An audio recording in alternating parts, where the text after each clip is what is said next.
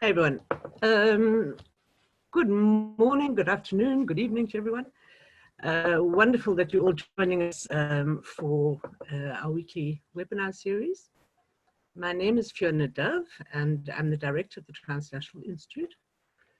I'm from South Africa, but I live in the Netherlands. For those who don't know us, TNI is an international activist think tank, and we try to act as a unique nexus between activist scholars and movements for transformative change and social justice. We regularly publish new research and organize events to develop collective analyses of political moments and to support the social movements at the front lines of struggles for social and environmental justice. So in this very particular political moment, we've been hosting the series of weekly Wednesday webinars to address different dimensions of the current crisis. You can subscribe to our newsletter if you want updates on these, on forthcoming ones and the ones that have just passed. And if you've missed any of the past ones, you can always go to our YouTube channel to check them out there. I'm very pleased to say that this webinar is also being translated into French and Spanish. So I want to say a really big thank you to our wonderful team of interpreters, Emily, David, Monica, and Maxime. You can listen to the interpretation by clicking on the bottom bar of your window and selecting the language that you want. We're also really grateful to our co-sponsoring organizations for their idea, their inputs, and for promoting each webinar. Today, our co-sponsors are focused on the Global South and AIDC, the Alternative Information and Development Center in South Africa. Both Focus and AIDC have been co-sponsoring this whole series. Today we have 3 additional sponsors, and that's the Institute of Political Ecology in Croatia, Transform Europe, and the Rosa Luxemburg Foundation. This week, we're going to be looking at both the challenges and the opportunities that this pandemic poses for addressing the even bigger climate crisis. Some of today's conversation will build on our second webinar, in which Jayati Ghosh and Walden Bello and others shared what actions are needed to address the economic fallout. I'm very excited about our speakers today, who will continue that conversation and who are generously sharing their time with us. Just to introduce them quickly, and I will introduce them in more detail as they speak. We have Richard Kozul-Wright from the United Nations Conference on Trade and Development, UNCTAD.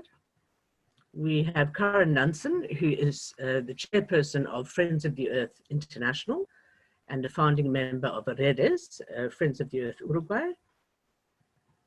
We have Sandra from Niekerk, who is a researcher with the 1 Million Climate Jobs campaign and associated with AIDC.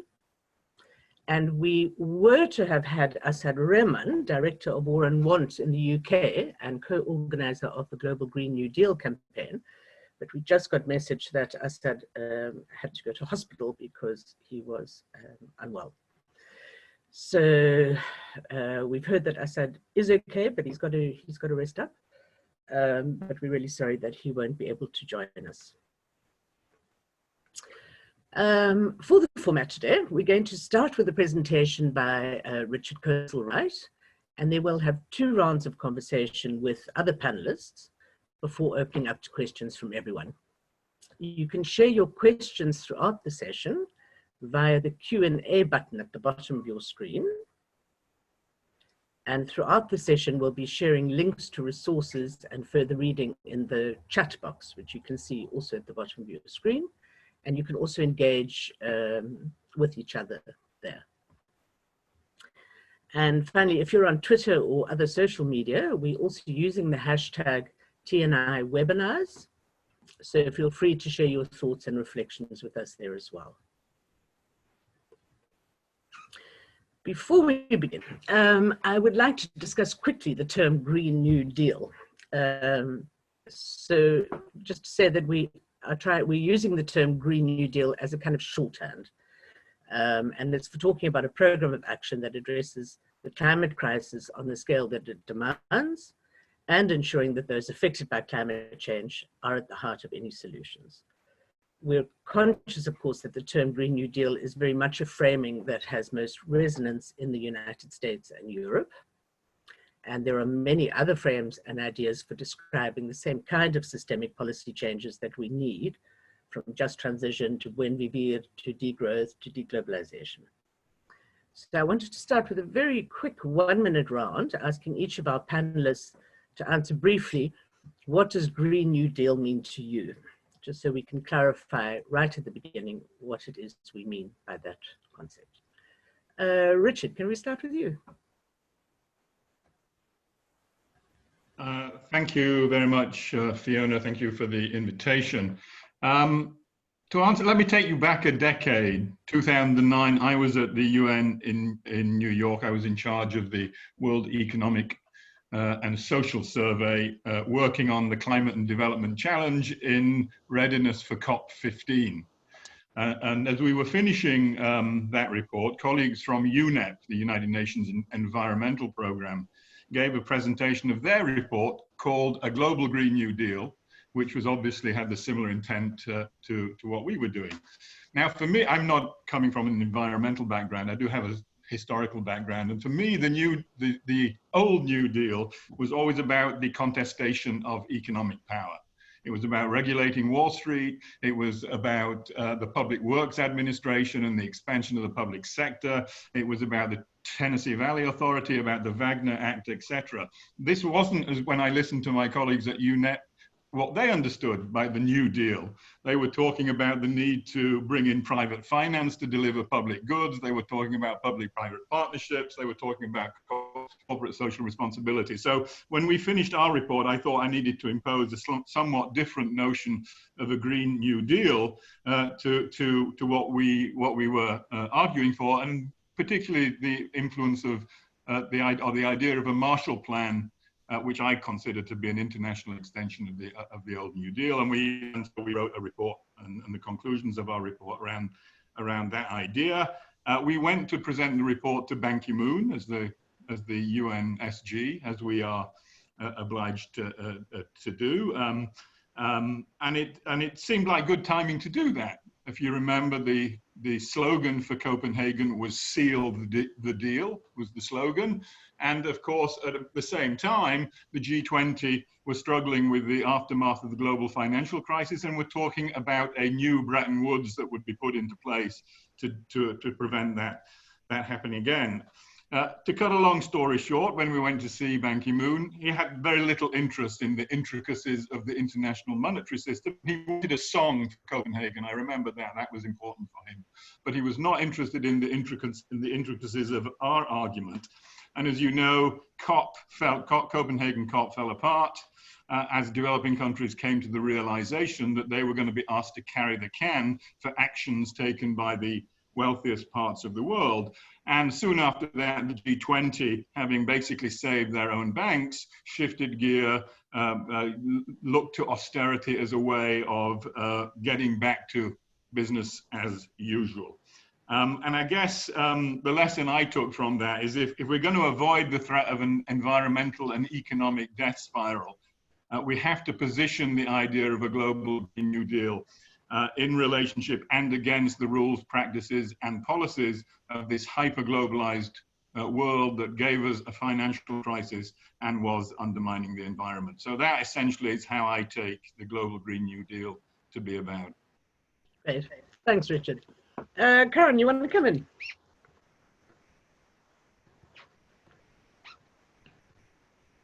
Thank you, Fiona, and also to TNI for the invitation. As Friends of the Earth International, we don't have a position yet on whether to use the framing of the Green New Deal to advance our system change agenda. We do have a system change agenda that is aimed at tackling root causes of the profound systemic social ecological crisis we face. The climate, biodiversity, food, economic crisis, and now the pandemic are the result of a system that gives priority to corporate power and profits over people's rights and the environment. Our system change agenda also calls to tackle and to dismantle the systems of oppressions that are at the roots, are structural to the system of capital accumulation. And it also demands that we reclaim politics, we reclaim the public sphere, we make sure that the democratization of our societies goes forward, and we find ways for much more profound democracy that allows for real people's participation, for us to reclaim control over our food system, our economy system, energy system, and so on. So it does demand the strengthening of the public sphere. And in that sense, there are a lot of commonalities with what Richard was describing just now. Thanks, Karin. Sandra? Yeah, like Karin, we haven't finalized kind of what we are terming our vision for a new future.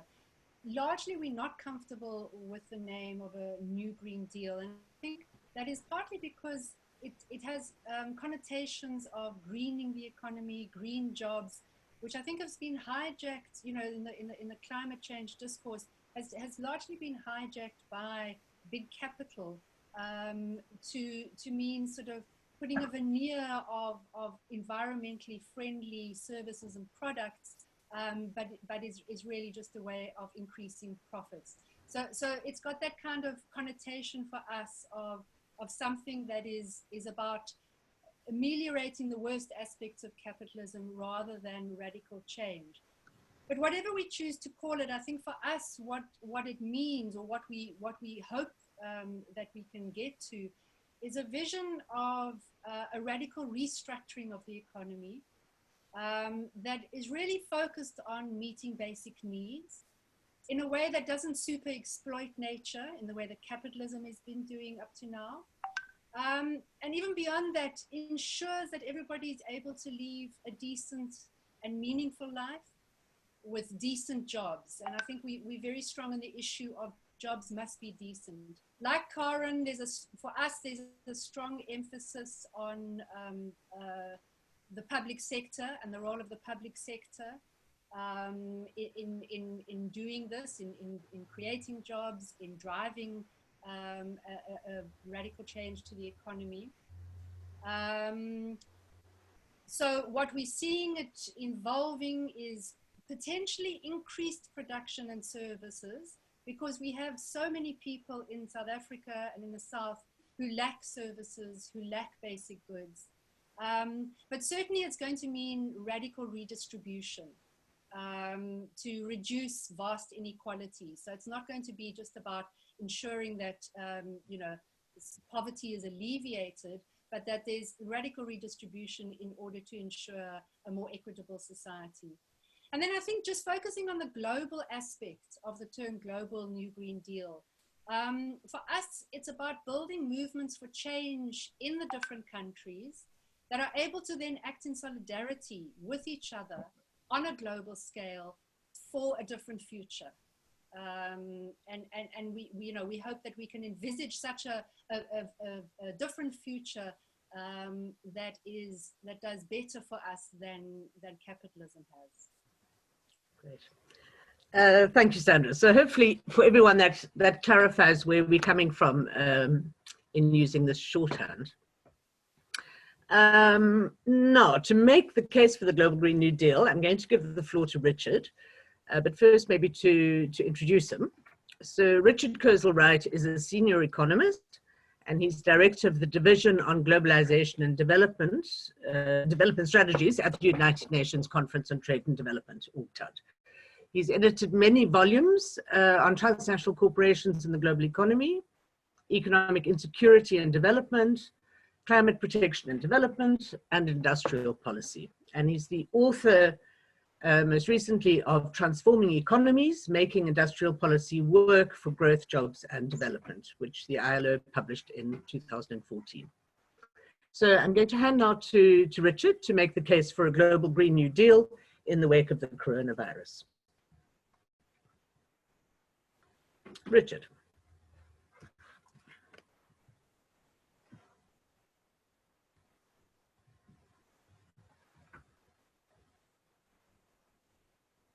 We lost Richard. Sorry.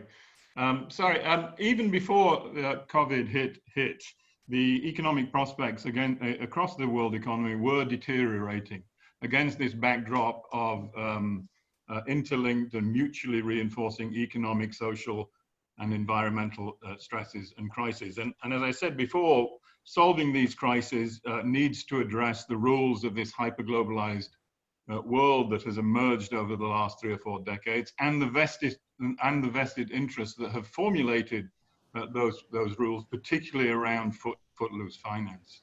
And effective solutions, as both Karin and Sandra have emphasized, require that the public sector take the lead in finding solutions to these stresses with sufficient resources and adequate policy space to deal effectively with them. And this means, at least for us, it means a transformative agenda. You can't solve these problems incrementally if you're going to escape this so-called new normal that has emerged even more strongly since 2009. And we think the idea of a Green New Deal can provide that kind of unifying narrative and a set of policy proposals to address not only the immediate problems of global recession, but to mitigate the systemic stresses and to affect the required transformation. And when you look at the kind of packages that are bundled together under the rubric of the Green New Deal, and mainly in the North, it has to be said, but not only, they have certain common elements, however. They reject austerity, first of all, and they look for kind of macroeconomic measures that are wage-led and job-rich. They involve always a massive investment push into climate mitigation and adaptation, but I think beyond that to notions of the care economy that are intimately linked with the need to address and build a healthier population and a healthier planet. They always involve progressive taxation, the need for progressive taxation systems. They always involve regulating finance and a much bigger role for public banking as central to a different type of financial system. And they involve some kind of strategic planning, including a central role for industrial policy. All these are the kind of elements you find under the rubric, I think, of a global Green New Deal. Now, whilst most of these measures are rooted in the national state, there's a strong state-centered argument and therefore a national argument to these Green New Deals, I think they all also point beyond the national level. And that's particularly true, of course, when it comes to developing countries and pulling up the people of the South and cooling down the planet, I think shifts the Green New Deal narrative to a global level and in the process calls on the multilateral system to provide a robust framework for policy coordination, resource mobilization, and regulatory oversight. And I guess in the work that we've tried to do in UNCTAD, in the Trade and Development Report in particular, has been to show why the economic stresses that have characterized this world of hyperglobalization, rising inequality, insecurity, indebtedness, are a product of the rules of the hyperglobalization, and they're very much reinforcing of each other. But I think what we've also tried to do is to highlight a big paradox around those rules, and I think an opportunity for progressives everywhere, which is, despite being avowedly pro-business, which the rules of neoliberalism and hyperglobalization certainly are, they have failed to boost productive investment. And that's both true of the private sector, and it's true particularly, of course, of the public sector. So that emphasis on the need for a strong role for investment is central to our understanding of the opportunities around the global Green New Deal.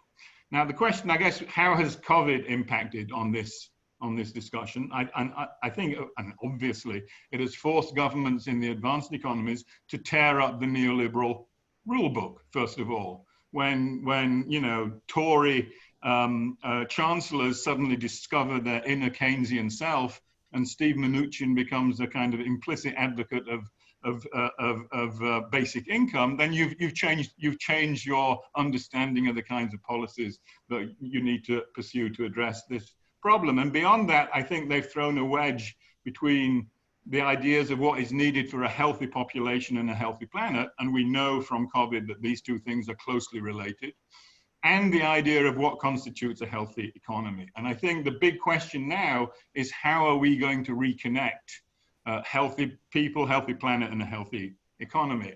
And in a certain sense, the global financial crisis was a dry run for this, for the neoliberal tradition. You know, the response to the 2009 crisis. I'm losing my notes here. Was about getting back to business as usual. The Great Moderation was the metric against which these people measured their policy goals, and supporting footloose capital and ensuring that it could make profits whenever, wherever, and however it wanted was essentially the basis for the policy initiatives that came out of the 2009 crisis. Of course, with a little bit of help from the gargantuan expansion of central bank asset sheets, and with a huge piling up of debt, public, private, developed, and developing countries. Now, I think the COVID-19 has dramatically exposed the limits of that kind of agenda and the fragility of the runaway hyperglobalized world that we have been subject to. And it's provided a dramatic reminder, I think, that the health of people and the planet rests on this provision of public goods and the protection of the global commons. And the Global Green New Deal, I think, offers an alternative way of reconnecting people, the economy, and the planet around this idea of a massive investment push led by the public sector. Now, the estimates of what is involved in terms of financing vary tremendously, but everyone acknowledges that it requires moving from billions of dollars a year to trillions of dollars a year, to borrow a phrase from the World Bank. We think it's in the order of 2 to 3% of global GDP annually that is required over the next decade, with a significant amount of that obviously going to the developing world. And of course, the first reaction you get to these kinds of numbers is, you know, can we afford this? Is the financing available? And again, the COVID-19 crisis, to some extent, helps in this regard, because, you know, the response to the Keynesians after 2009 was well, we don't have the kind of magic money trees that you need to be able to fund an expansionary response. What we've seen now is not simply magic money trees, but the whole emergence of magic money forests that have somehow magically concocted trillions of dollars to deal with the consequences and offset the problems that have emerged from this crisis. So the issue of financial resources, at least to us, seems to be somewhat of a red herring. And when you look at the mechanisms of credit creation, the opportunities for taxation, the reshifting of government programs from what is unproductive to what could be potentially productive, the resources are undoubtedly out there. And people like Naomi Klein in This Changes Everything have gone through a particular combination of taxes and subsidies that could be shifted into a Green New Deal agenda. Bob Pollin from the University of Massachusetts has done the same. Bob has a bigger role for the credit system, as do we in UNCTAD, in defining the potential resources to fund this kind of large-scale investment drive. And the 2019 Trade and Development Report tried to set out the kinds of resources that we think need to be rechanneled into a global Green New Deal that are available to meet the investments in climate, not simply in climate mitigation and adaptation, but in the provision of public goods more generally. And we tried to show in our modeling of that exercise why that kind of agenda is not only good in terms of increasing demand, of providing new jobs, of increasing wages, but also it does open the opportunities to reduce carbon emissions, to ensure that the health of the planet is deliverable within a reasonable time frame. It's not a blueprint in the 2019 Trade Development Report. It's a reminder of the economic linkages that need to be utilized to ensure that this kind of policy is credible from a kind of economic point of view. That said, the Wall Street consensus hasn't gone away. And it hasn't gone away in particular in the international monetary system and indeed in the wider Bretton Woods multilateral system. And that's a problem particularly for developing countries where the resource constraint is much more binding still than it is in the advanced economies. And sadly, compared with what they were meant to do, the Bretton Woods institutions, which was to control footloose capital, that's what they were set up to do, they have, over the last 30 years, become handmaidens, essentially, of a very speculative and predatory form of capital that works against the kind of agenda that I've tried to outline. So that's an obvious problem for people like ourselves, because we want to, we don't think you can simply trash that system overnight. You have to find ways of reforming that system in ways that can deliver on the kind of agenda that we're talking about. Although that reform, we think, will also involve new institutions that can deliver more investment, more stability, more fairness, and a healthier planet, including, of course, for the developing world. And we've tried to outline a set of principles for delivering shared and sustainable prosperity, work that we've done with Kevin Gallagher and his team at Boston University, what we call the Geneva Principles for a Global Green New Deal that could provide this alternative. And we've tried to outline reforms of the international financial system that we think would be necessary to support this kind of agenda. And let me just finish by very quickly saying what we see as key reforms in this agenda. The first one, of course, is the need for developing countries to have sufficient policy space to be able to enact the kinds of policies that we see as part of a Green New Deal. That means revising free trade agreements. It means revising bilateral investment treaties, because these have very significantly cut into the policy space of developing countries. It means revisiting the need for capital controls as a necessary part of the toolkit of developing countries. The IMF has been ambiguous on that, although it's moved in that direction in recent years. We need to clamp down on corporate tax evasion and illicit financial flows, going beyond the OECD BEPS initiative towards a common unitary taxation system with a global minimum tax rate. I think we need to talk about a global competition authority that can deal with the restrictive business practices of very large corporations. That's an idea we've thrown out in UNCTAD in the past. We need a debt jubilee. I think Jayati Ghosh talked about this in her presentation a couple of weeks ago. That's long-standing UNCTAD demand, the need for a proper international system to deal with sovereign debt restructuring. Goes back to the 1980s. We've long argued that that is a missing part of the Bretton Woods jigsaw. I think we need a properly funded global climate bank. You can't, although the IMF and the World Bank have a role, I don't think they should be given sole responsibility to that. Funding that kind of bank is an important issue. Weaning it from the dependence on credit rating agencies as a source of their risk management is critical. And we've also talked about, as I said before, the need for a green Marshall Plan that will deal properly with issues of technology transfer and adaptation funds for developing countries with different funding mechanisms, using SDRs, possibly ODA, in a different kind of way. So that's the kind of architectural reforms that we want to see.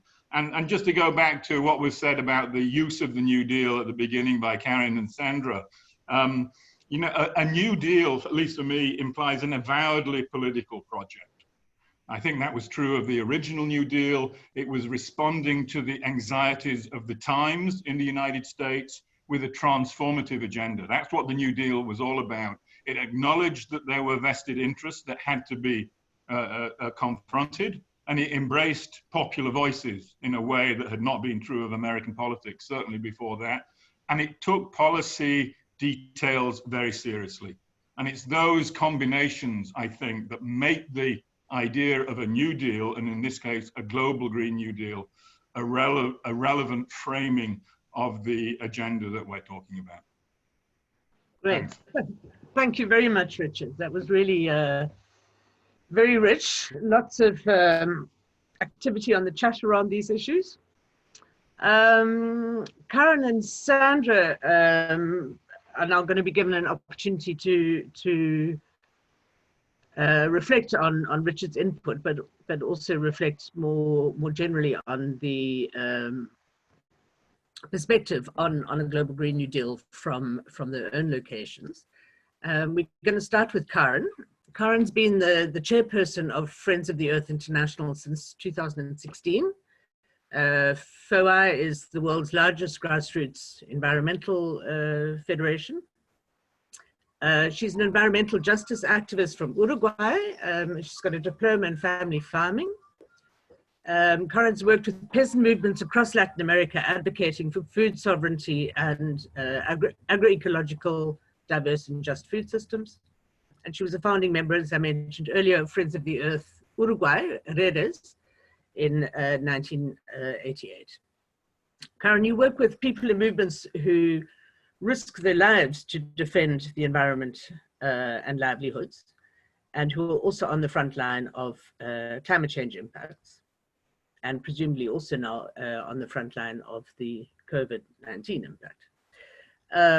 What, in your opinion, is needed for a truly just and systemic transformation? Thank you, Fiona, and also to Richard for his inputs.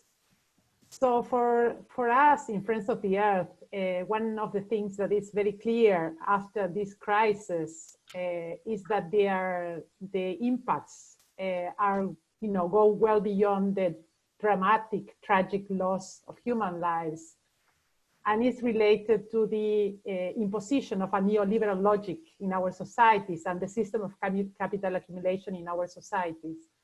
So what it is clear once again, and that was being said by social movements for so long already, is that neoliberalism doesn't work for people and the environment.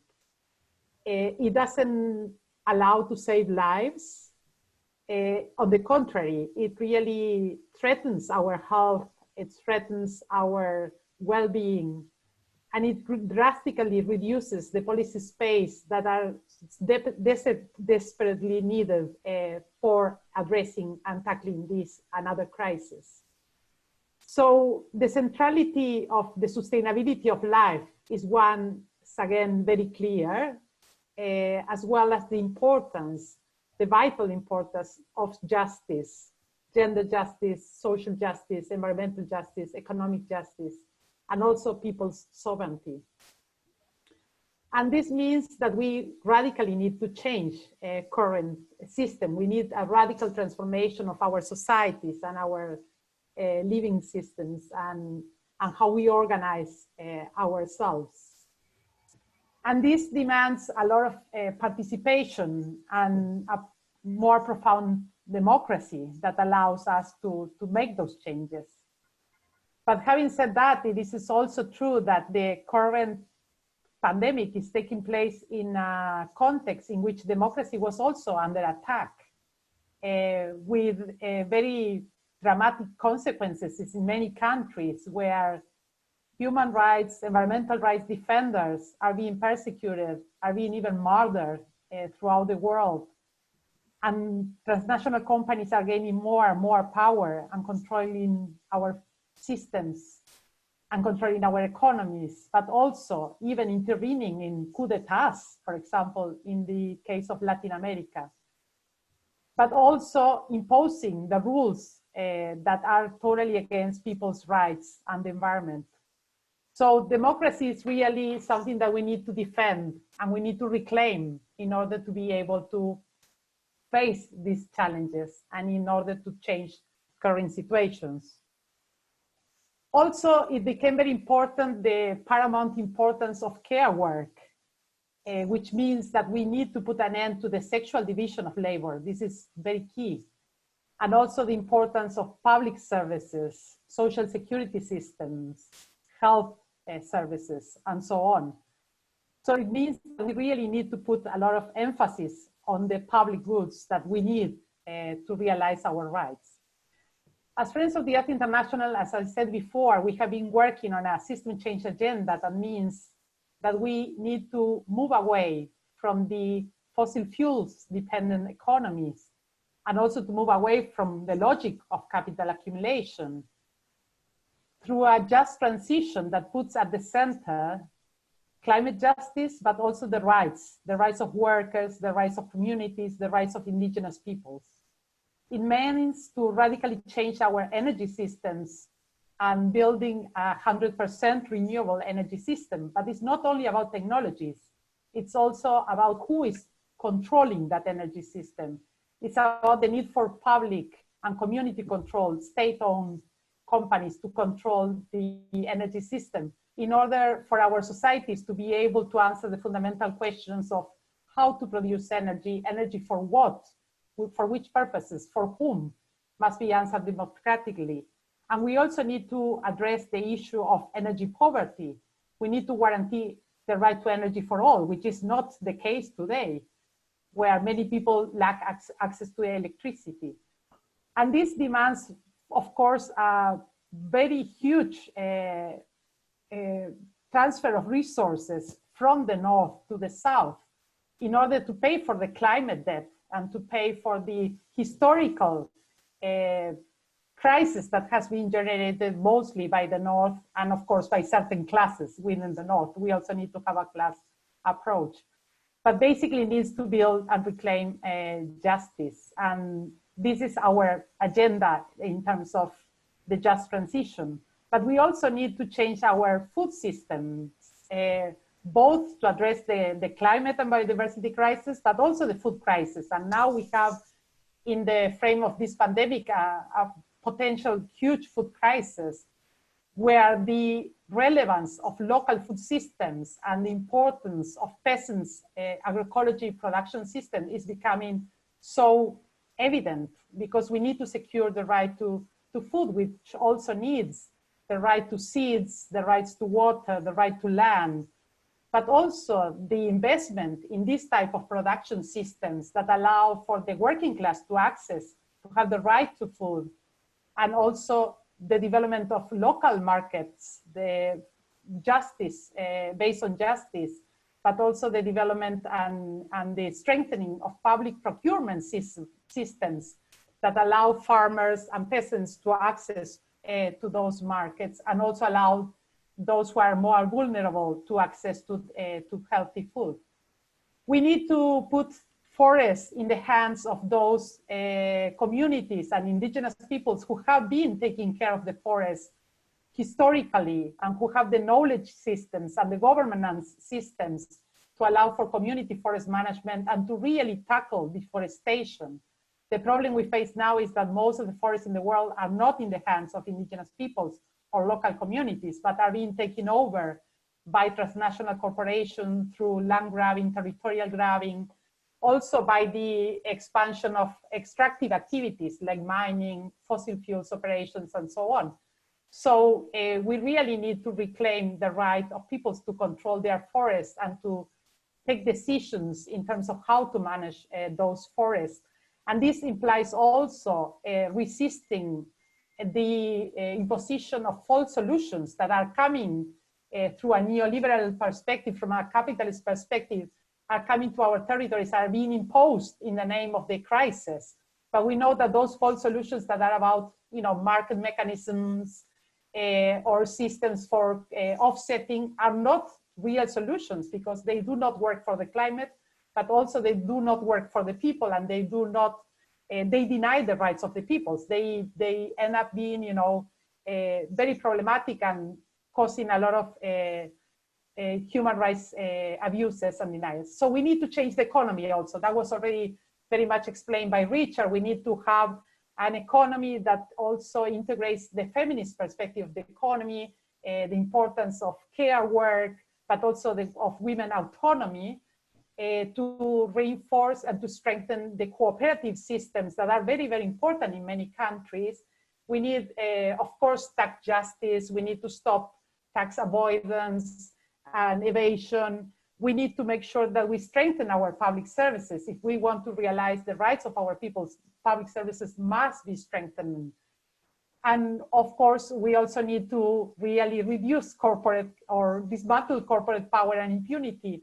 And that means also reversing current free trade agreements and bilateral investment agreements, which rules really are set there to make sure that the corporations can profit from every crisis, and these systems are also even used to reduce the policy space of countries, even when countries have good policy proposals or policy being passed and implemented. They can be challenged in international tribunals through the investment state dispute settle mechanism. So we really need to reverse that whole system, and we need to stop the current negotiations, free trade negotiations that are really threatening our rights and our economies and so on. We also, as I said before, we need to tackle the systems of oppression. We cannot allow for, racism, class oppression, patriarchy, colonialism to continue to be imposed in our societies through various mechanisms. Because this is so detrimental for all of us. So that's something that we need to really focus on. And we need to build people's power. We need to reclaim, as I said before, the political arena. But that means that we need to organize, and I agree with Richard, around a common project, a common agenda that allows us to converge as social movements around, a common agenda that, for change, for radical change.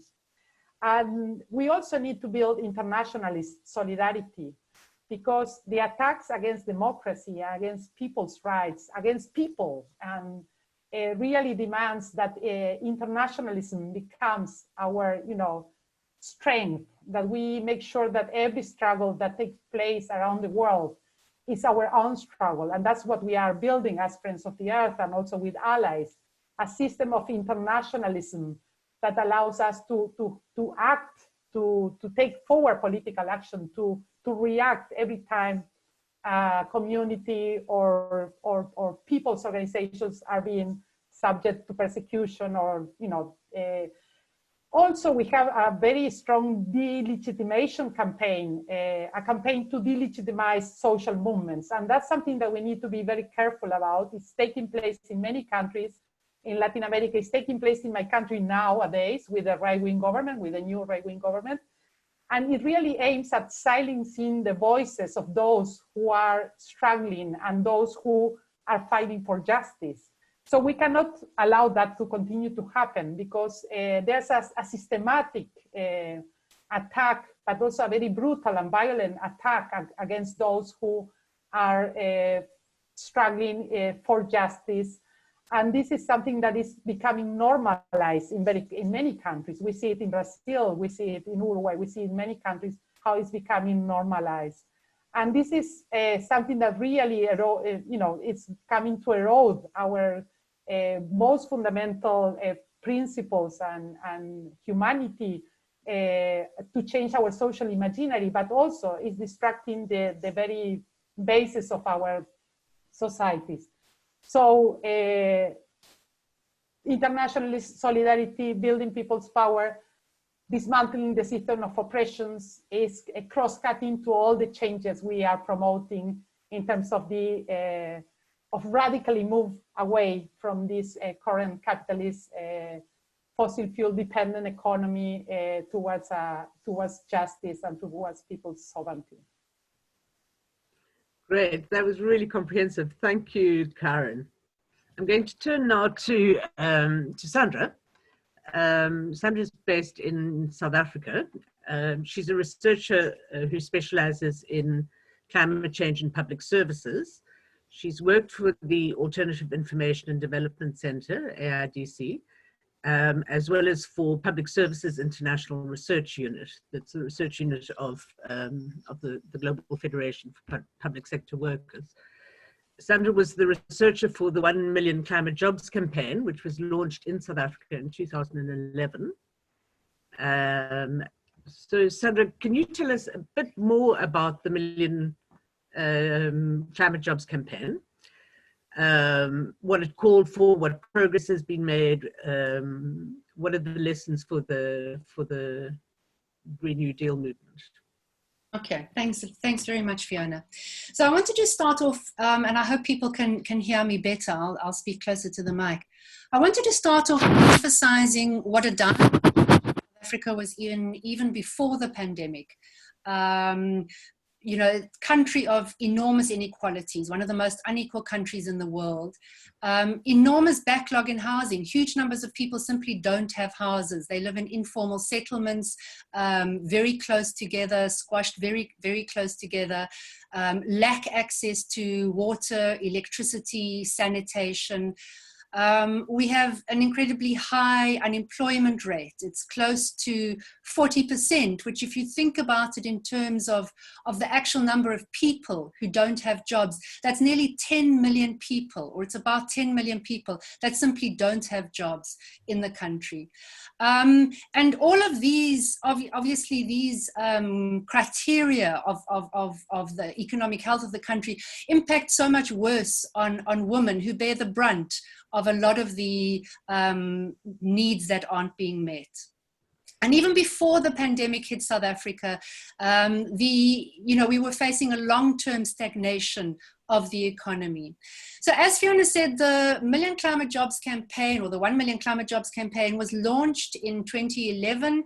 And it was about dealing with two crises, the crisis of unemployment. As I've said, it's a huge issue in South Africa. It's an issue of the structural nature of the South African economy, and the crisis of climate change. And it was saying, well, can we deal with both of these crises as part of the same campaign, and call for the creation of climate jobs, which we saw as decent jobs, and we defined it broadly within the parameters of the ILO. And we said that these were public jobs, that they should be publicly driven jobs. So the other important point to make about what we were trying to do is that we realized that the issue of unemployment wasn't just about creating jobs for those already unemployed. It was also about creating jobs for those that would, as we move to a low carbon economy, have to transition out of fossil fuel based jobs. And that would, exacerbate the unemployment crisis even further. So what our research was about trying to do was quantify how many jobs could be created in all the different sectors of the economy. So for transport, if we talked about building a safe, affordable, reliable, flexible, clean public transport system, how many thousands of jobs could be created in that way?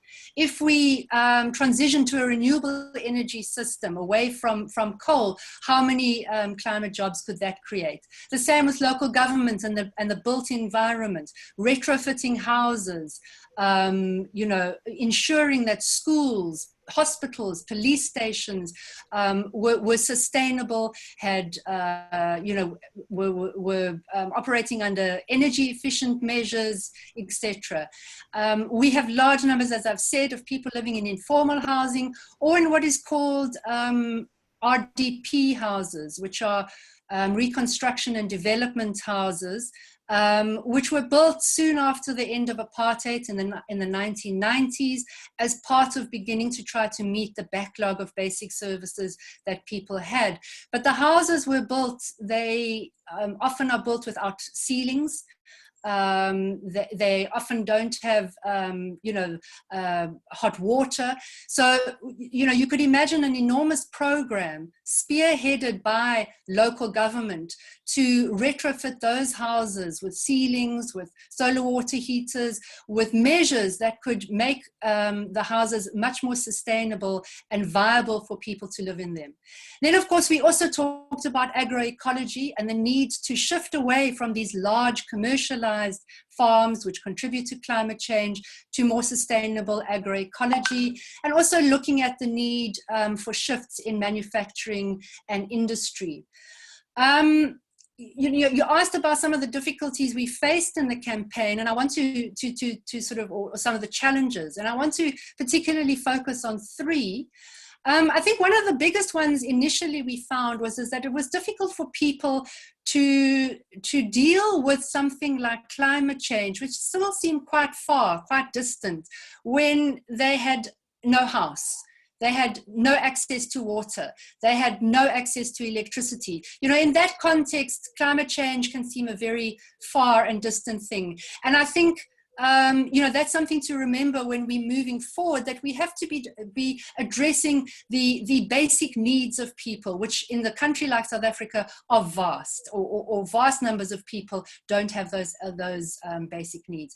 But I think as climate change has started to impact very clearly and directly on people's lives, you know, we've gone through a number of droughts. In fact, I think there's always a section of the country which is in drought. We've had load shedding, you know, people, the temperature rising, etc., floods. As those have begun to impact directly on people's lives, I think we've been able to make the connection between food security and climate change, you know, access to electricity and renewable energy, you know, access to safe water resources, and so on. I think the other challenge that we came across was the way that renewable energy was introduced into South Africa. And I think this is an important lesson to draw out for talking about a vision for another way for, you know, an economy going forward. In South Africa, renewable energy was introduced through the Renewable Energy Independent Power Producers Program, which is basically a privatized renewable energy program. And there was massive opposition to this from the unions, who, you know, opposed privatization of renewable energy because of what the impact it has on jobs, on people's ability to afford electricity when it must be delivered for a profit, and so on. So that became quite a contentious issue. And I think the other, you know, argument that we supported very strongly is that without introducing renewable energy through the public sector, we will not be able to introduce renewable energy at the scale and at the pace that is required to deal with climate change. So that fed into some work we've been doing around Eskom as a state-owned utility, where we're saying that what Eskom should be doing is moving away from being a predominantly coal-based generating power utility, and it should lead the transition to renewable energy rather than the private sector pushing the lead to renewable energy. And then the third area I wanted to talk about was, you know, we emphasized very strongly it's easy to fall into the trap of talking about climate change, of talking about the just transition as something that is just about, you know, transitioning coal workers to renewable workers. And we said you have to see just transition as an economy-wide issue. You have to see dealing with climate change as an economy-wide issue where we are looking to shift the entire economy to a low-carbon economy, so that we need a new industrialization path, an industrialization path which pushes manufacturing industry, which reduces our dependence on mining, etc. So that was another key aspect of what we were talking about. And I just wanted to pick up, I mean, I want to agree with what Richard said about re-looking at the trade agreements, because that came up also for us as a key issue, where if we're looking to build a renewable energy industry in South Africa, you know, we're hampered by trade regulations which you know, limit our ability to grow that industry. And then I wanted to just finish off, I've spoken about the Million Climate Jobs campaign, and I just wanted to finish off by talking about another campaign which links into the Million Climate Jobs campaign. And that is a campaign that emerged over the last year or so with a very evocative name. And the name of that campaign is The Cry of the Excluded. And it's a campaign which brings together unemployed people, and trade unions. So the specific organizations include the Assembly of the Unemployed. It includes SAFTU, which is the South African Federation of Trade Unions. It includes AMCU, which is the the Association of Mine Workers and Construction Union. And what this campaign is calling for is jobs, dignity, and services, which I think captures very sharply what we should be looking to as we move into calling for an economy which meets our needs during and post the pandemic. They talked about jobs in meeting basic needs, housing, early learning, food production, climate jobs, rural livelihoods. So very much a recognition of the need to look to protect livelihoods as well. So I think, when we're talking about what we're struggling for, what we need to move on to, that takes into account all these different crises facing us, I think, we certainly are drawing on those two campaigns as a way of framing how we see the way forward. And I think it's definitely, linking back to my earlier point that I made in the introduction, that we definitely don't want to see just a reformed capitalism, a green capitalism.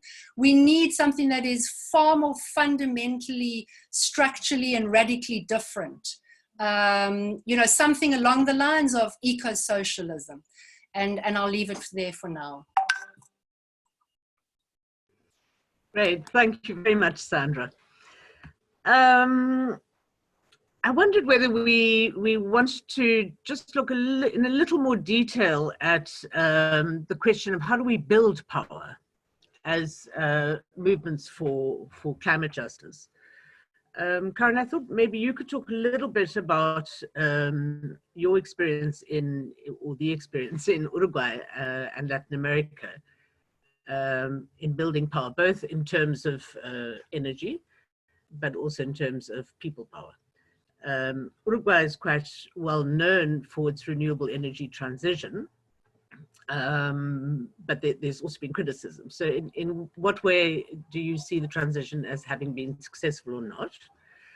And maybe you could tell us a little bit more about Latin America more generally, more broadly. And what lessons do you think that we need to learn to advance social and environmental justice in this moment? So in Latin America, social movements are coming together, trade unions, feminist movement, peasant movement, environmental justice movements, also indigenous peoples, and it's not only Latin America, also throughout the Americas, to build an agenda that unites our struggles and an agenda that helps us advance our demands for justice in all its dimensions. And this means that we really need to tackle, as we were saying before, the neoliberal agenda. So that's one of the axes of our convergence space in Latin America, is to derail the neoliberal ideology, doctrine, and this is, as I said before, quite challenging nowadays, because in Latin America, in many countries, the neoliberal agenda is coming back, has come back, and even together with the right-wing agenda. So it's a horrible mixture of the two agendas. And of course, when we see how the capital through national corporations is making its way in our territories, we can see all the destruction that takes place, but also we see how human rights violations are taking place. And as I said before, also how people who are fighting against this very perverse system are being criminalized, persecuted, and even murdered. So democracy is clearly also under attack in Latin America, and that's the other axis of our struggle, is how we defend democracy, how we reclaim democracy, and how we strengthen democracy, which is not easy, again, because of current context. But this agenda that unites us allows us, for example, to discuss the just transition among environmental justice organizations, but also with unions, with feminist organizations and movements, and with peasant movement. And well, in fact, also TNI has been part of this debate and these discussions and this process. And this is an agenda that means, like Sandra was saying, that goes well beyond the change of technologies. And it has a lot to do with who is in control of the energy system and how it relates to the economy that we want to rebuild and we want to shape. But it's also very, very important how public services are strengthening, how we make sure that there's a strong investment funding from the public sphere, public funding, in order to strengthen those that transition that we urgently need. We believe that this unity of the movements is vital in order to build power, and in that sense, the how we come together is as important as the end, objective. It's not only about meeting certain objectives, but it's also how we get organized, how we come together, and how we have the right processes. Because it is true that we are coming from different walks of lives.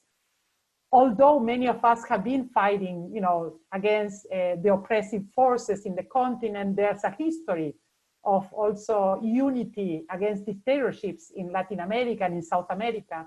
And this is very relevant for my country, in fact, where the trade unions have this strong unity that allows for the unity of the left and for the unity of the struggle against, oppression and oppressive forces. And it was very key, really, to defeat the dictatorship in the past.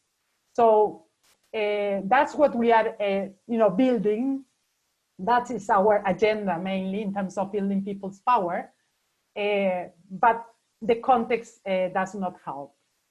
In the case of Uruguay, we are now coming together again in the context of this pandemic with many social movements, including the feminist movement, but very relevant, of course, the Trade Unions Confederation, which is very strong in my country, PIT-CNT, and also the housing cooperative movements, student movements, many, many movements coming together to have a common agenda of what is needed, in this crucial, situation. The government, on the contrary, the new right-wing neoliberal government that got into office on March is, pushing for another agenda, an agenda that is about, liberalization of the economy, weakening public services, opening, even more for liberalization of investments in land. So it's all the opposite that what should happen, and it's really a very regressive agenda. It's a lot about austerity measures also. So there's a very, very strong fight taking place here. In relation to the changes in the energy system, which were very important indeed, they were possible because we had a very strong public utility, energy utility, because we have this state-owned enterprise that is UTE, that was able to, to lead this change towards a new energy matrix. So we have today a very strong wind power system. We also have photovoltaic energy, and this means that the renewable matrix is very strong, with almost 40% in the case of wind energy for electricity. As I said before, UTE is a very key player in this system, but also the fact that there was a policy, public policy designed to change the matrix, the energy matrix, was also very important. It was not led to the market. It was really a policy conceived and designed to allow for this radical change. The problem we face, I think, in Latin America, and that's also what the unions are saying, is that the neoliberal frameworks from the 90s are an obstacle to the changes in the energy systems in the energy matrix in Latin America, because we still have these neoliberal regulation frameworks for the energy sector that were passed through in the 90s during the neoliberal decade. And they are an obstacle because they do open to liberalization of energy, they did open to privatization of energy. In many countries that was, reversed through the progressive and left-wing governments, but still is a big challenge. And that means that in Uruguay, for example, generation is also in the hands of private companies, although transmission and distribution is solely in the hands of the state-owned company. But the state-owned company has agreements, power purchase agreements for 20 years with private companies, in which it means that the state-owned company is obliged to pay for the energy that is generated, even if it doesn't need it. It is obliged to buy it, even if it doesn't need it. And this is something that, of course, us and the trade unions have been questioning. But adding to that, also these power purchase agreements are also backed when they are multinational companies, generating electricity. The agreements are backed by bilateral investment treaties. So the threat of potential demands against the country, if the country decides to change, its policies, or it decides to not to pay the price of energy that has been committed because of the changes that are taking place, then the country can be subject to international demands in these tribunals. And this is something that is happening in Latin America. Many of the demands in international tribunals are around energy, electricity, and had to do also with public services. Well, one of the demands, for example, in Colombia is one company from Spain demanding the state, and the fact that the truth is that the company was not really fulfilling the service that was supposed to give, as always. But the company, demanded the state of Colombia because of the intervention of the state to guarantee the service in part of the Colombian territory. So this is one of the challenges we also see, and that's why we say that both the neoliberal frameworks for energy and electricity and the free trade agreements and bilateral investment agreements are an obstacle for the changes we want to make in terms of a just transition. Because again, like it was said before, it is very important that the public sector plays a key role. In Friends of the Earth, there's also a lot of experience in community-owned energy and controlled energy, which is also very important. So the combination of the two, of the public services, the public generation, the public controlled energy utilities, state-owned energy utilities, and community energy, we think that is the path for a just transition. And also for the generation of jobs that Sandra was referring to, and to make sure that the rights of workers, communities, and climate justice are at the center. And this implies, of course, a lot of also public finance. And that's something we consider that the state should, put as a priority, how to invest more in public services. And that's, something that all the movements in Latin America are really calling for. So we really need to reverse the neoliberal agenda. The context is very difficult now, but we will keep, of course, fighting and coming together and being united around that struggle. So. Great, thank you very much, Karin.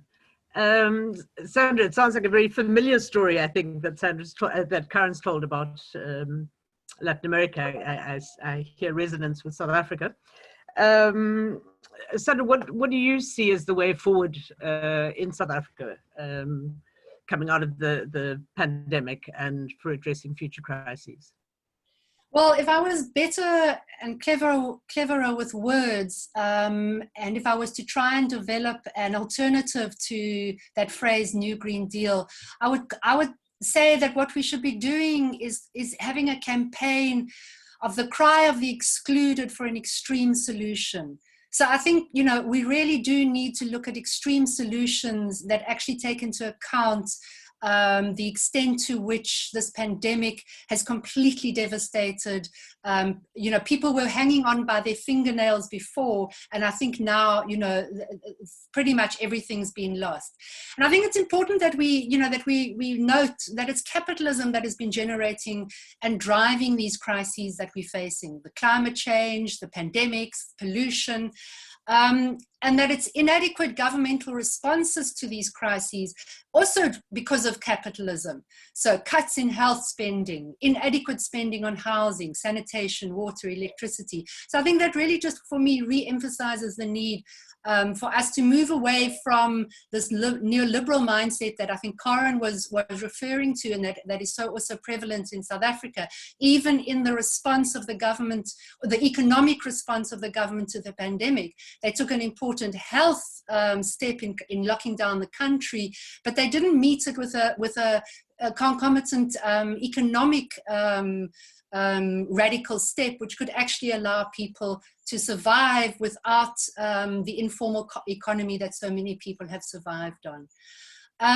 So I think if we're talking about, you know, a kind of a program or a vision of what we want moving forward, I think it obviously has to be a major focus on health and safety. And I think, you know, it's an important point to make, is that health and safety has been a problem for workers, for communities living next to coal mines, coal generating power stations for decades. You know, various organizations have tried to raise it and tried to deal with it, but it's largely been ignored. And I think this pandemic is an opportunity to say workers shouldn't go back to work unless the conditions are safe, but they shouldn't just be safe from COVID-19. They should be safe conditions and healthy conditions to live in for any health issue or illness or disease. So I think that's sort of health and safety for me is a major issue.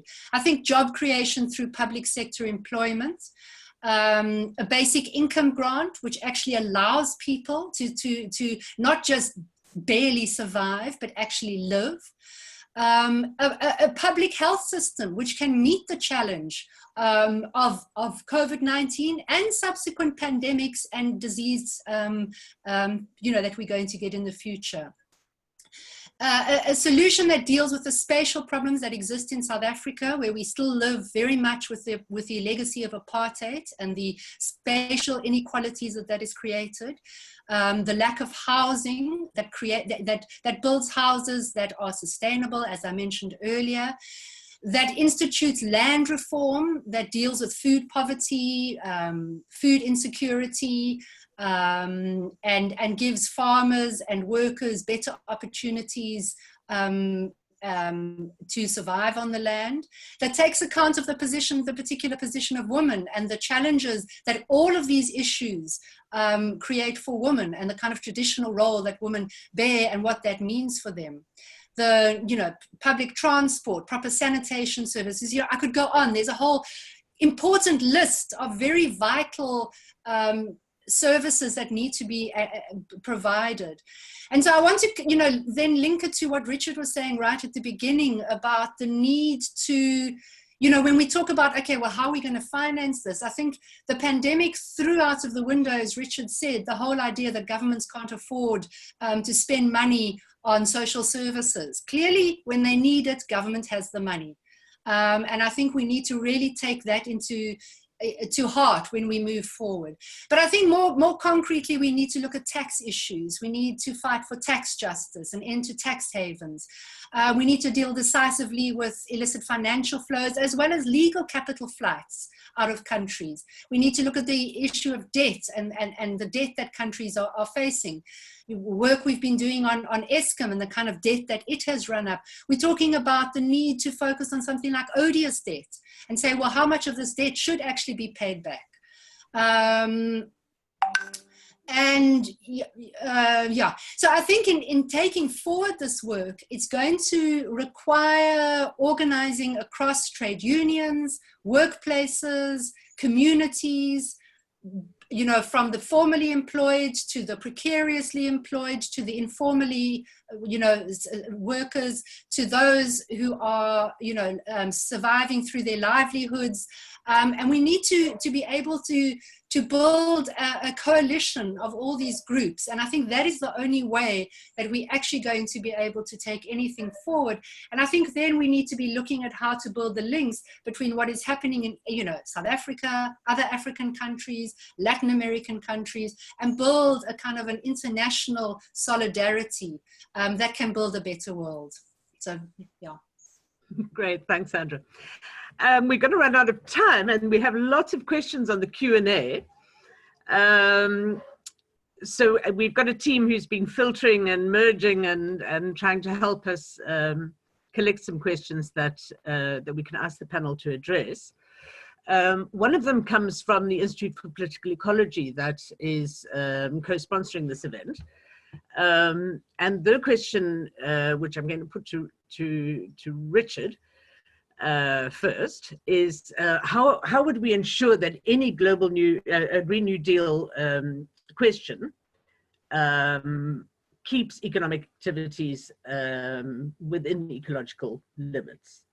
And are there lessons that come out of this pandemic for how we can do this or not do this? Richard, would you like to address APE's question?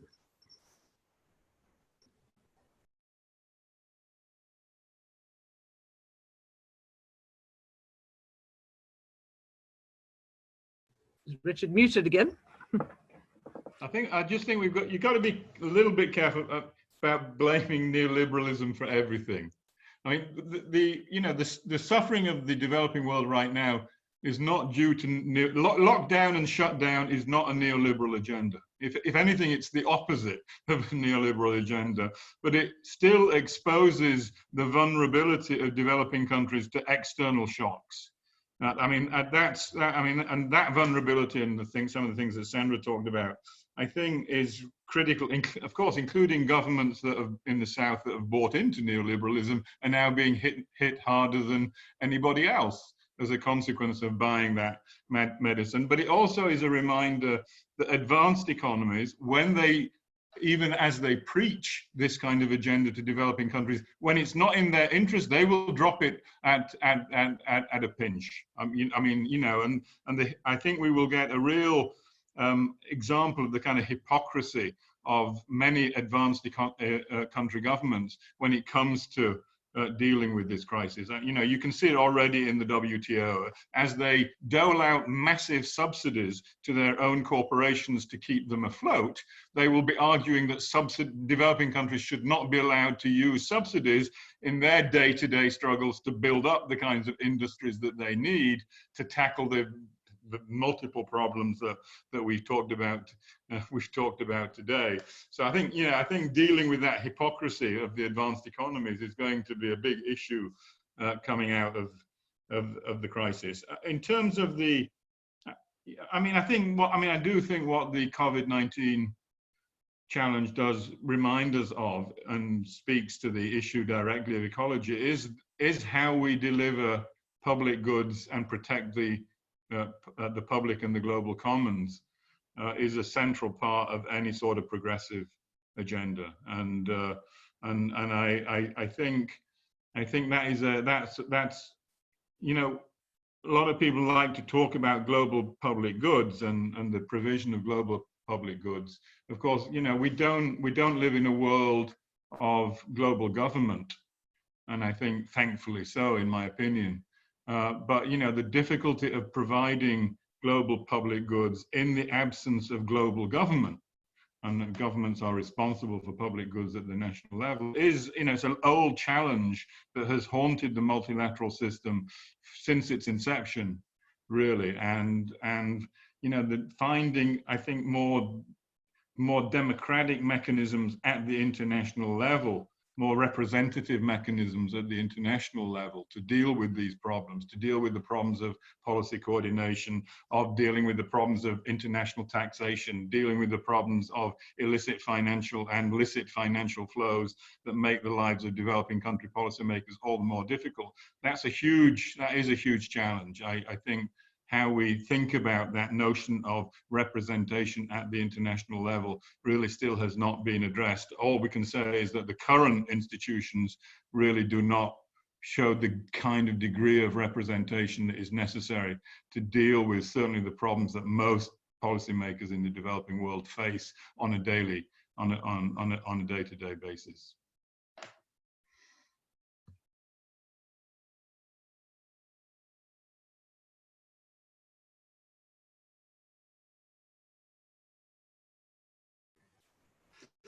Thank you, Richard. Sorry, I lost my unmute button for a minute.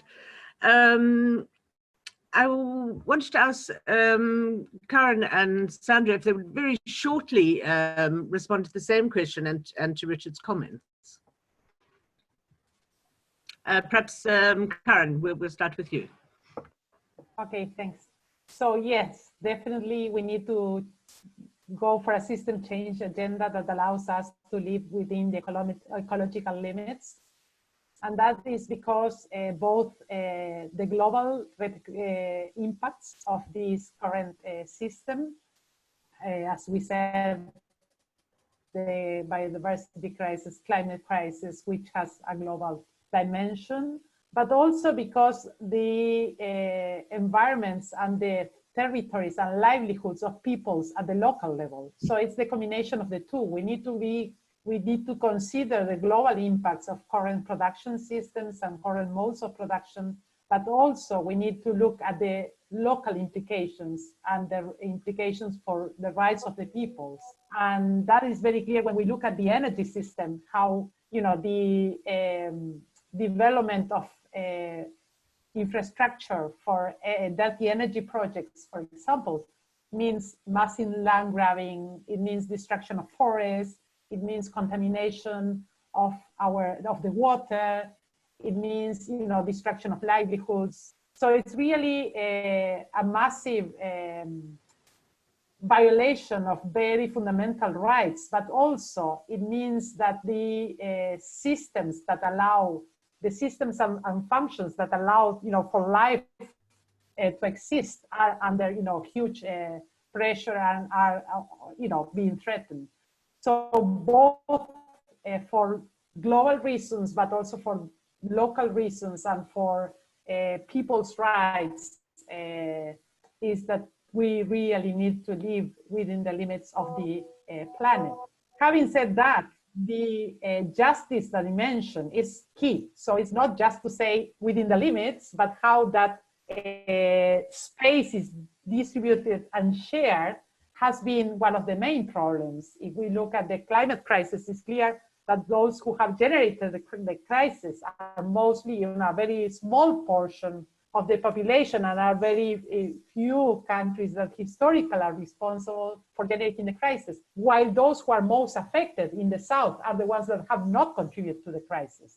So the ecological limits must go hand in hand with the issue of justice in all its dimensions. Again, it's also about gender justice, it's about economic justice, social justice, and environmental justice. And should be the basis of any new system, or the transformation of our systems needs to be the basis for that. And we can make huge changes if we, as we have been saying, for example, if we further develop food sovereignty and agroecology, if we go for community forest management and so on, we can live within the limits from a justice perspective. And this has to happen also with the energy system. And this is something that is very urgent indeed. Sandra, do you have something to say on what Richard had said in the question about, it's effectively about staying within the ecological limits. And there's lots of questions on the chat about, you know, the question of degrowth. Yeah, I mean, I think I would follow on from what Karin has been saying, because I think, you know, you can't talk about the ecological limitations without talking about redistribution of resources. And when we you know, when you start talking about ecological limitations, when you still have this hugely unequal world where, you know, the wealthy are extremely wealthy and the poor are extremely poor, then too often I fear it's the poor that are going to find themselves suffering because they cannot access electricity, basic housing, etc., because, you know, because of these ecological limitations. So I think if you need to look at a massive redistribution across the globe and within countries in order to redistribute wealth. And I think, you know, some of the ecological questions, if you were able to do that like quite radically, I think some of the ecological questions could be addressed in that way. And I think, you know, I think particularly for us in South Africa, when so many people don't have electricity, we can't talk about, and we face load shedding, we can't talk about limiting or cutting back on the amount of electricity being generated, because that'll mean that thousands of people just simply will never have electricity, will never have access. They'll never be able to, you know, they'll continue to exist in this kind of poverty-ridden environment. So yeah, I think that's what I would want to contribute there. Good. I mean, I don't think, I mean, it shouldn't be framed as, I mean, degrowth, you know, it's not a credible argument for our constituency. You're not going to sell degrowth to developing country policymakers in a million years. So to think of it in those terms, I don't think is necessarily helpful. I mean, redistribution is critical, but we've seen developed countries can't even meet their paltry 0.7% aid targets, let alone take it seriously. So, you know, growth is inevitable in the South. The question is, can you do growth in a way that does not repeat the mistakes of the advanced economies? I mean, even in, you know, I think Sandra's point about, you know, Italy is an economy that has experienced degrowth now for 2 decades. I don't think it's a model that I would want to extend to the rest of the developing world, because underneath that degrowth experience in Italy is a set of the rules of the game that have undermined public services and bred fascism. So it's not the kind of model that just talking about degrowth independently of the rules of the game and the structures and the institutions around which wealth is created and distributed is meaningless almost, unfortunately. And I think civil society needs to kind of get beyond the growth versus degrowth argument if it's going to come up with a serious agenda that can convince policymakers in both the North and the South, actually. Thank you, Richard. I think the whole debate around growth, degrowth will be the subject of a whole other discussion. I think it's quite a complex debate, especially when you're trying to conduct this at a global level. We don't have much time left, and I hope that the questions that I've seen coming through on the Q&A have been more or less addressed in the course of the discussion and the inputs of Richard, Karin, and Sandra. We have one surprise guest online who very kindly agreed to join us and has been waiting patiently when we heard that Asad wasn't able to make it. And that's David Adler. And David is the organizer for the Progressive International that was launched on Monday and caused quite a buzz, I think, around the world. So we thought we'd ask David to just talk very briefly, David, because we are running out of time and I haven't been the best chairperson for this session. Just tell us a bit about the PI for those who haven't yet heard about it, and how people can get involved if they want to. And thank you very much for being here.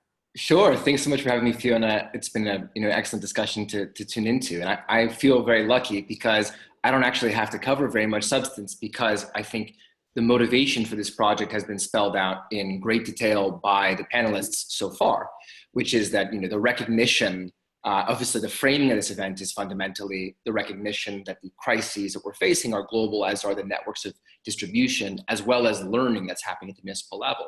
So, Sandra was just talking about the importance of kind of linking together these movements into some kind of, I think you used the phrase, coalition.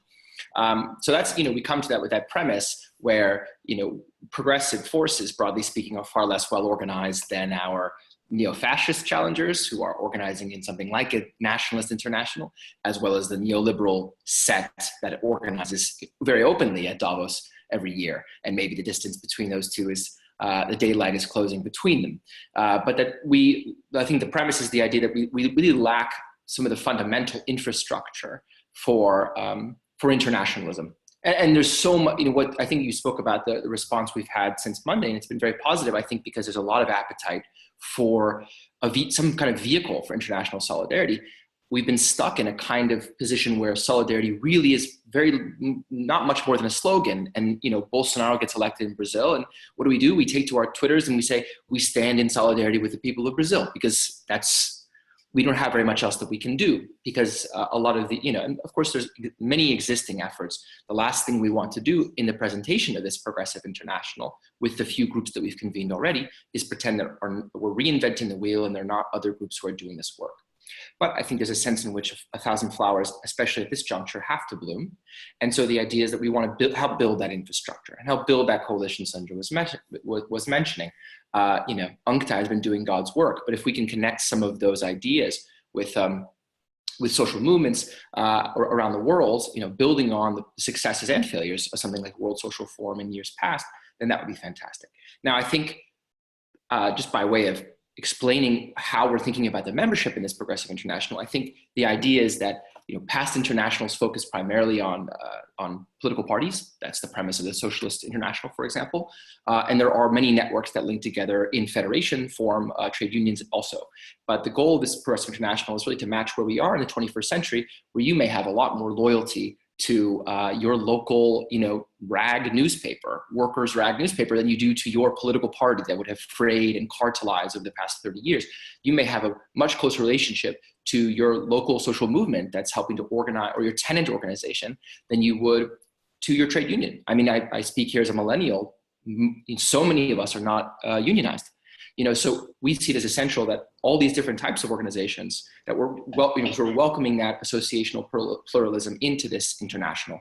So there's individuals, many of whom will not have an organizational affiliation, that are welcoming that international, as well as organizations of all those stripes. And we bring a kind of communist mentality into it of saying, each of those organizations, from their ability, they'll be able to contribute something. Karin spoke a lot about all the stuff that we're learning at local levels about, how to, forgive me if we call them best practices, but transmitting the lessons around the world. Some parts of the world really good at WhatsApp organizing, others less so. Some municipal governments really know how to, regulate their rental markets. Others have less experience in doing that. So if we can facilitate the best practices at the local level, as well as, more effectively train the progressive imagination at the international level. I think, this is less true of the people who've convened here who have a real appetite for this, but I think progressives generally tend to play a bit of peekaboo politics, where if we just don't talk about the IMF, it's not there. I'm sure, Richard, you share this frustration where, it's really tough to get national political parties to care. Now, if there's a silver lining, I think, of the present pandemic, it's to repoliticize many of these institutions. You will have seen a petition that came out just today, signed by 300 lawmakers around the world, saying, okay, we call for debt cancellation. But sitting parliamentarians, that's the 20th century way of organizing our political action, and we've got to welcome a much broader coalition of forces. So that's what we're hoping to do in the context of this progressive international. This is step zero, and I hope that the people we've convened so far they're just to get us out the door and speak from the position that they have and help us think through some of these questions. But this is fundamentally a membership-based initiative, there to serve members, to work with them and engage in a big listening exercise about how that international infrastructure can be useful to these different groups around the world. So that's the proposition. And of course, we'll be building this over the days and weeks to come. And, I'm really excited to have the opportunity to, pitch it, you might say, but to welcome all the people who might be listening and viewing this, to say, please come in and get in touch with me, even personally, so we can have a conversation about how this thing can be really useful. Because the last thing we need is just another, pat on the back petition or some kind of, group of armchair, as much as I love the armchair intellectuals, another group of kind of armchair thinking that isn't doing that work of braiding together those movements. And then once we have that kind of united front, actually mobilizing and getting on the streets and creating change in our communities around the world. Sorry for taking too much time there. I appreciate the opportunity towards the end of this. Thank you. No, that's great. That's great, David. Thank you. I think we're coming to the end of our time now, unfortunately. So I want to say a very big thanks to Richard, to Karin, Sandra, and David for being on our panel today. Also thanks to our co-sponsors, that's Focus on the Global South, AIDC, the Rosa Luxemburg Foundation, Transform Europe, and the Institute for Political Ecology in Croatia. If you want to stay involved in discussions on the Green New Deal, then we are co-sponsoring a series organized by the Rosa Luxemburg Foundation and Transform Europe. And its next event is on the 21st of May on trade policy. Well, the trade policy needed for a Green New Deal. So we put some links in the chat if you want more detail there. And then TNI will continue its Wednesday series at 4 o'clock. Our next webinar is called The Public is Back, and it's co-organized with Public Services International, which is the trade union confederation of public sector workers worldwide, representing 700 trade unions around the world. And this webinar will look at how we can build democratically accountable, climate-conscious, worker-driven public services for all, financed by taxing the excessively wealthy. You can register for that now with a link in the chat. And then the webinar thereafter will be on the 27th, and we're organizing that with AWID, and it will be on feminist responses to the crisis. And we will be running the COVID Capitalism webinars throughout June, and we're going to be looking at all kinds of themes, including decarceration, borders, technology and data, and the popular uprisings in North Africa are some of the subjects that are on the agenda.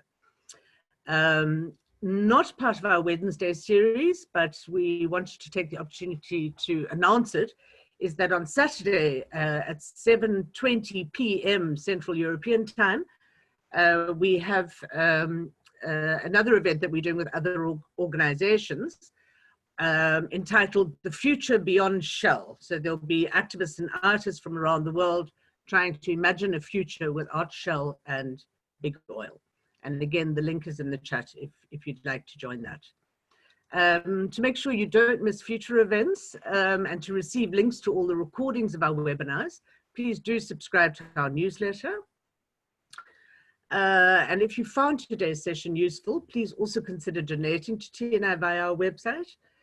It really helps us cover some of the costs associated with organizing this series. And we really do need financial support for this work, so we appreciate anything you're able to give. Thank you again for joining us, and we are going to leave the chat open now for about 5 more minutes so that people have a chance to say goodbye, wrap up conversations and so forth. So many thanks again, big thanks to our panel, our co-sponsors, and to the translators and the team that's been working behind the scenes. Thanks a lot. Bye. Take care. Thank you. Thank you. Thank you very much.